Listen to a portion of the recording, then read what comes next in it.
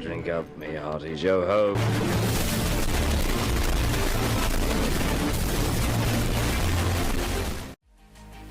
Remember that whole controversy surrounding Metro Exodus being made an Epic Game Store exclusive literally 2 weeks before the game released and having the game pulled off of Steam? Well, that entire situation just got a whole lot uglier thanks to a developer over at 4A Games. That's right, we can't just blame the publisher and Epic Games for this entire situation anymore. Taking a page out of EA's handbook on how to fuck up the launch of a game, a developer from 4A Games decided it was a good idea to attack PC gamers before the game released and threatened them by saying that if PC gamers decided to boycott the game after being made an Epic Game Store exclusive, the next Metro will not release on PC. Sounds like a fucking great idea. Just go ahead and throw more jet fuel on the fire you started literally less than a week ago. That is some legit marketing genius if I have ever seen any. I mean, it's so bad that even the author of the Metro series that the games are based on, he even voiced his disapproval on the pure retardation behind the Epic Game Store exclusivity,